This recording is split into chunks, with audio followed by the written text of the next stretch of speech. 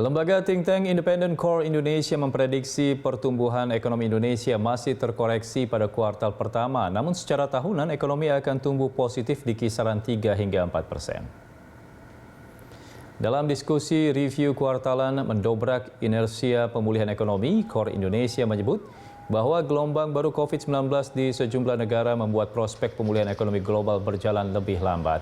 Di Indonesia terlihat ada perbaikan meski masih terbatas di kuartal pertama.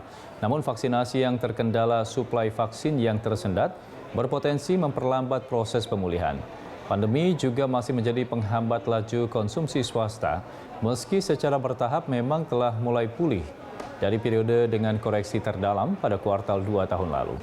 Lonjakan penjualan mobil yang terjadi seiring diskon PPNBM mungkin tidak terlalu signifikan mendongkrak pertumbuhan konsumsi karena pembelian kendaraan hanya mengkontribusikan 3% dari total konsumsi. Sinyal positif datang dari investasi dan ekspor yang menunjukkan kinerja positif.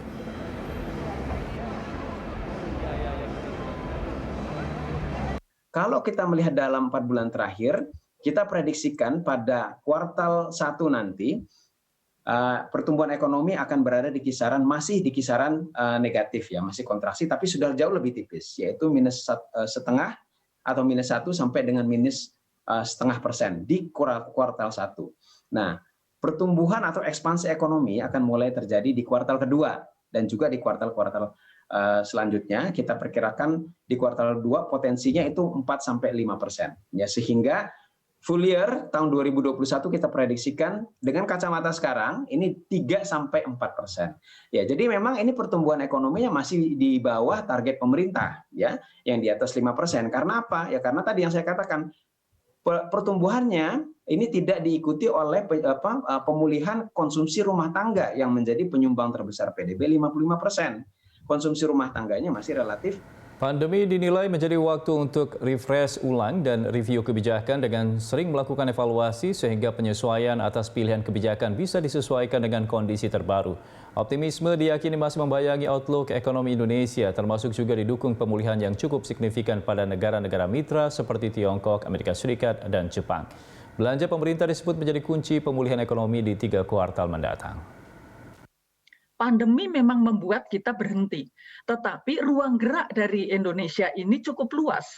Ya, kita punya market, kita punya sisi produksi. Jadi dua-duanya ini bisa kita optimalkan. Detail dari pilihan kebijakan, tidak sekedar alokasi anggaran stimulus, tetapi juga kebijakan stimulus. Ada integrasi kebijakan antara kebijakan tadi dari Bank Indonesia, dari OJK, ya, dari Kementerian Keuangan untuk menggelontorkan dana, melakukan relaksasi, kemudian juga menurunkan suku bunga dan sebagainya, itu sudah dilakukan. Tetapi ini kan belum bergerak. Kita memerlukan ada pilihan-pilihan kebijakan yang lebih komprehensif.